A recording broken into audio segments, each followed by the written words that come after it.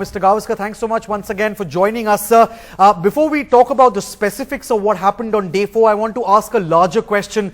How difficult, realistically, is it now for India to save this test match? Well, very difficult, very difficult, because somebody will have to play an outstanding innings. India needed partnerships. They did not get partnerships. If their top order had given them partnerships, then India would have had a chance. If, for example, India had gone to bed today with maybe just 1 wicket down or even 2 wickets down, then you could have said that you needed a couple of partnerships on the 5th day, which would have taken India to safety. But unfortunately, there's not too many in this Indian team, maybe apart from a Cheteshwar Pujara, who's going through a horror run, and Murali Vijay in the kind of form he is, who can play the kind of long innings that will take the sting out of the attack. So I can't really see India saving this game. If it happens, great, wonderful. I mean, I'll be happy. But it really looks tough. How disappointing, Mr. Gavaskar, was it for you to see Murali Vijay getting run out in the way that he did get out? Because he had started to apply himself over the last couple of innings that he played, was doing it once again, and then fell to a run out. Well, I think, this is more a psychological thing than anything else, because look, Shikhar Dhawan is not in the best of form.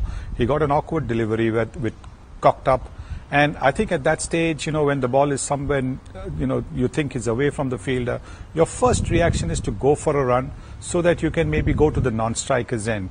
This happens when you're out of form. When you're in form, it doesn't matter. So there really was no run in it. I don't think Murali Vijay was prepared for it. Look, India were chasing 445. So what do you actually need such a risky single for? Yes. Absolutely. That really is the million-dollar question. Why do you need to go for a risky single like that one, especially when you're battling to save a test match? Mr. Gavaskar, since you brought up Shikhar Dhawan, I wanted to put in one quick question on him. We had discussed him earlier also on day 3 and even before, when I had asked you whether maybe someone like a Gautam Gambhir should be looked at to be brought in place of Shikhar Dhawan for the remaining, at least for the 4th test perhaps. He has started applying himself much more than he did earlier. He's made 37 of 85. But do you think realistically this knock is good enough for him to save his place in the starting lineup? Well, I think he's got some basic technical issues at the moment. He's jabbing a little hard at the ball. See, in England, you wait for the ball to come to you. You don't go at the ball. And when you're going towards the ball, which is happening also with Virat Kohli and Cheteshwar Pujara, if they play with a soft bottom hand, they'll be able to take that little bit of cushion that is needed in England. That's not what's happening. And I think that's the reason why they are all struggling. So maybe you'll have to look at a change. Look, you've given 3 test matches to a player. He hasn't looked convincing. Even in this innings where he got 37, he didn't look convincing. There was a lot of playing and missing. Basically, also the other problem with him is that he doesn't really have a back foot game. He just stands there. If he can't go on to the front foot, he just transfers his weight onto the back foot. If you're not going to be able to use the back, the depth of the crease, you are going to struggle on pitches where there is a bit of bounce and there's a bit of movement. We've seen that happening in South Africa. We've seen that happening in England. So I think that's something that he needs to really, get working on, and that can best happen in the nets. Right, Mr. Gavaskar, honestly, there's no one better than you when it comes to talking about technique of batting in Test cricket. And this is why I want to put this question to you. There's a lot of talk right now, especially in both the British and the Indian media, about how the English are exploiting a certain chink in Virat Kohli's armour, and they are deliberately bowling white balls to him after not letting him score freely, and he's edging the ball to the slips. What, according to you, is going wrong there, and what can he perhaps do to avoid that? Well, I think he's got to have a look at, if he can, and if he has the time, he's got to have a look at Sachin Tendulkar's 241 not out at Sydney in 2004, because Sachin Tendulkar also was going through the same problem where he was trying to push the ball in the covers, not mid-off, in the covers, and thus opening the face of the bat and getting out caught in the slips. I think what he needs to do is look at that and how Sachin completely eschewed the shot through the covers. Sachin did play 2 mid-off and 2 extra cover in that innings, but the cover drive off the back foot, off the front foot, he completely put it in cold storage and worked everything away with an absolutely straight bat. That is the issue with Virat at the moment.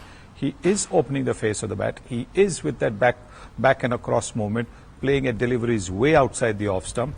And I think somebody has to sit down with him and tell him that this is an area that he really needs to work at, because opening the face of the bat where the ball moves is just an invitation for the slips to be prepared. Absolutely, that's really priceless advice coming from you, Mr. Gavaskar, and I hope Virat will listen to what you had to say and make those changes. Of course, everyone remembers that knock of Sachin's that you spoke about. Going ahead, Mr. Gavaskar, looking now forward to the 4th test, you're saying, of course, it would take a miracle for India to perhaps pull off a draw here. Looking ahead to the 4th test, would you perhaps make any changes to both either the batting or the bowling departments? Well, I think it's a little bit early because, you know, basically you want to have a look at the pitch, what the pitch is.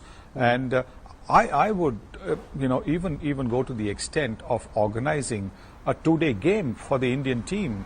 They are in Manchester. There are so many clubs that play high quality league cricket. There are lots of overseas professionals who play there. I would actually advocate for them to have a 2-day game in between, so that some of their players, somebody like Gambhir, who hasn't had a knock since the team has arrived, I think he would get an opportunity to get himself in a match situation. If you're looking at some other player to come in, they would get an opportunity to bowl or bat in a match situation. I think that is something that the management should really explore. There are 6 days between this test's finish and the next test. So take maybe a break for a day, maybe 2 days, then have a 2-day game, and then take another 2-day break and get ready for the test match. I would say give the bowlers a break, but all the batsmen need to play in that game. Plus, I think the guys you think will be playing in the next test.